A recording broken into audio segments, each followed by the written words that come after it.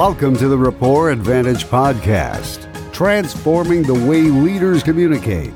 Here's your host, human behavior expert and professional speaker, Alex Swire-Clark. I'm Pep Strebeck, and this is my partner, Joe Friday. How are you, Joe? I'm good. Just the facts, though, sir. Oh, sorry. No pleasantries. Very good. All right, well, welcome to the show. No pleasantries allowed today on this high C-focused podcast. Welcome to the Rapport Advantage podcast. If you haven't listened to our podcast before, stop the presses. Go back to episodes 2 through 6 and listen to those. Those will give you that disc foundational knowledge that is so critical to what we do here on the show. And you know, if you have been listening, and you KG listeners, you know who you are. We are here to help you break down the walls of miscommunication, increase your emotional intelligence, and build better relationships in the workplace and beyond. Come on, crowd. The crowd was late. I mean, they were expecting more. That's all. It's a high C show. We're not giving you all these crazy stuff. It's just, it is what it is. So deal with it. I am Alex Swire-Clark, CEO, speaker, and emotional intelligence expert. And I'm Liz Parker, certified behavioral analyst. I do job benchmarking and a strategic growth consultant. Excellent. This show is all about you, the people. Give us your feedback and input. You can find us on Facebook at The Rapport Advantage, on Twitter at Rapport Podcast, or visit the website at rapportadvantage.com. We have our Facebook live streaming going on from time to time, depending on my work schedule when I'm not speaking to clients. Obviously, folks have to take precedent. Nothing against you guys, but they are kind of paying the bills, so I've got to make sure I'm taking time to be with them. When we are not doing that, we try to schedule those on Thursdays, sometime between 11:30 and 12:30, so be on the lookout for that. If you're in the Facebook group, you'll see those. Today's topic, we're finishing our 4-part series on driving forces behind the sale for each personality style. And so today we're finishing up with our selling to high Cs. What are the driving forces for high Cs in terms of a sales situation, and how do you cater to them to most effectively get that yes and move that sale forward to a close? First one today, Liz, is give a complete presentation and explain details. I got nothing. It's a high I. I'm just totally lost. No, we totally get and understand this from a high C standpoint. And what we're talking about here is you want to make sure that you cover everything in the presentation that you need to and leave no stone unturned. So you want to anticipate any questions that are going to come. And in fact, sometimes a little trick that you can do is you can say, well, when I've given this presentation in the past, I've been asked ... because those high Cs are not going to come up when you say, well, any questions so far? You're not going to get any feedback. So you can throw that in there and say, well, in the past when I've made this presentation to other organizations, a question I often get is blah. And then you're going to explain that out, give them details, and answer their questions before they ask them. That's true. And they will stay quiet unless, of course, you've given Ron facts and they are right there in your face to tell you differently. Absolutely. Which is point 2. It is point 2. So you want to set an environment of trust first. And in order to build trust with a high C, you definitely need to use facts to support whatever you are talking about.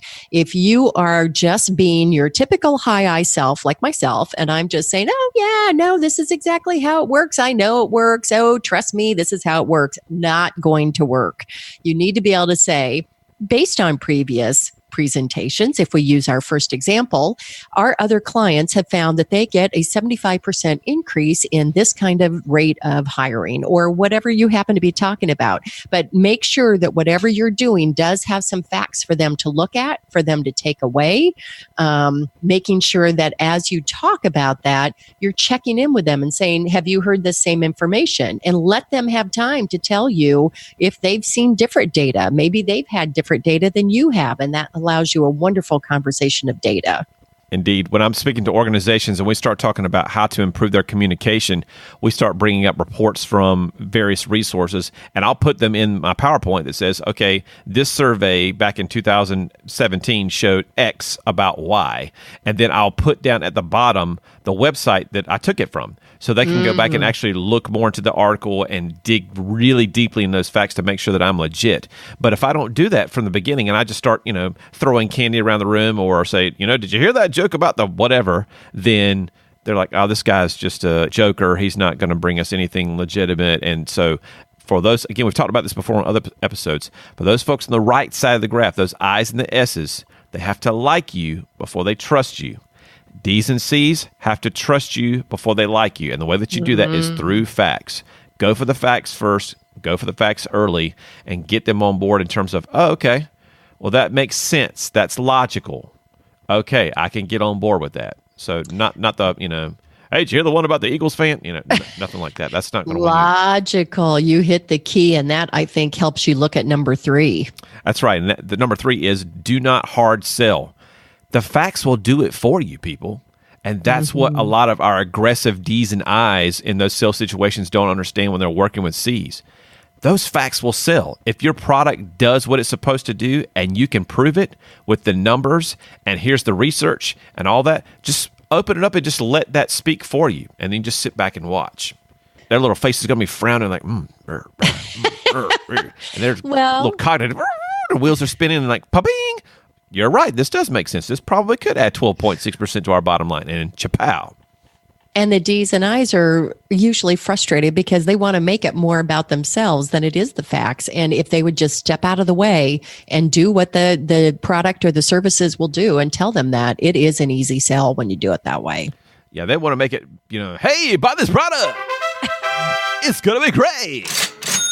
You'll have the fan.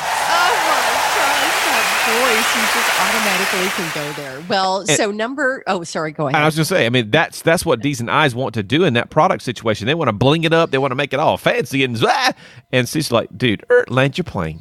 And let's talk about what this is going to do and why this is going to be a good fit for our organization. Again, they always go back to that question, why? That was a perfect example of the two differences, because what's happening in number 4 is you're trying to find ways to minimize risk for these guys.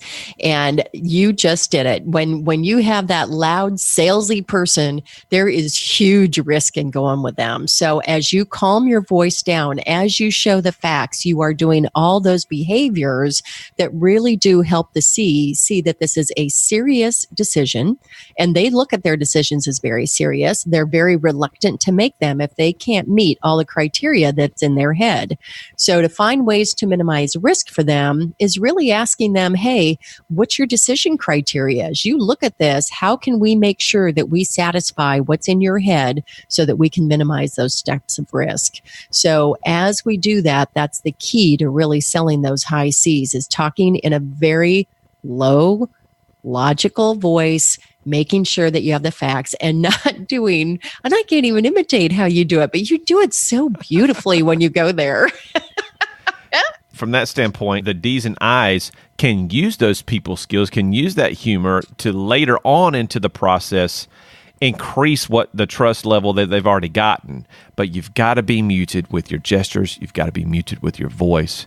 And so you've got to meet them where they are. And that goes back to a little bit of mirroring, which is a sales technique that's taught a lot. You want to mirror the folks around you. If they're speaking softly, you want to speak a little softer. If they're not using their hands a lot, you don't want to use your hands a lot. And so at that point, we're just really slowing down the language, really slowing down to give them a chance to think, because they're going to be thinky as opposed to all that insanity. That'll come later. I promise. You'll get to show off and, do your dog and pony show. But at that beginning step, you got to slow it down and meet them where they are. And that's one of those keys to, to reading people, which we've talked about in previous episodes. Wow, that was very well done. Number 5 on that list is emphasize losses caused by delays. So you want to make sure that you let them know, hey, if you don't go with this product or service, your bottom line net margin is going to be 22%. Great, but you could be at 32%, and your competitors are going to be going with that. So that's going to increase their bottom line and going to make them have more money available for marketing and budgeting and so forth and things like that. So I'm not hard selling you. I'm just telling you the facts. 7 out of the 10 major competitors you have gone with this product already. Here's the results they're seeing. I'll let you decide, what you want to do with those facts. And just lay it out there. And, when we talk about one of our previous episodes was looking at the fact that their fear is fear of being wrong. And that's why you have to help them see what those delays are, because they are afraid to make the decision. And if they keep waiting, they could have some big losses. So I see exactly how that fits in there with one of those previous episodes. And if I could think of which one it was, I would tell you the number, but you'll have to listen to them all. 23, maybe. Wow. I have no idea. I'm just throwing a random number out there. So that takes you to the last one then. You take that last one because you just said that. That's right. So last point is do not overpromise. The last thing that you want to do is overpromise and underdeliver to a high C, because then you've just totally blown their trust. So what you want to do is make sure that you lay out the facts. Here's what we know this product will do. And here's the tests we've done. Here's the research that's been done. If you're in pharmacy, here's the efficacy of the different, results we've done from the case studies and from all of the trials and everything else like that. And lay it out there. And if that's good enough for them, it's good enough for them. If it's not, you're not going to convince them with any other bells and whistles and dog and pony and, woohoo, and rah-rah, sis, boom, bah, and hey, let's go have drinks. That's just not going to work. It's all about what's it going to do. So tell them exactly what it's going to do. Don't give them any more. Don't give them any less. Just give them the information as you have it. And you can show them potentials. You can show proformas and projections and things like that from previous experiences. But don't give them any more than what it's designed to do. Because then the moment it doesn't, then they're going to come back to you and say, hey, Alex, you said it was going to do this, and it doesn't. Why should I ever do business with you again? You basically broke our trust. There you go. And so that is a big caution to the high eyes, because we live in this very optimistic world. And it is important that you do not behave that way in front of a high C, because you're exactly right. That trust will be broken before it even gets started. So high eyes, caution. Busted. That's right, eyes. We're talking about you. All right, so that's going to wrap it up for this Selling to a High C Driving Forces episode. I'd like to thank Liz Parker for being with me today. Liz, how can folks get in touch with you?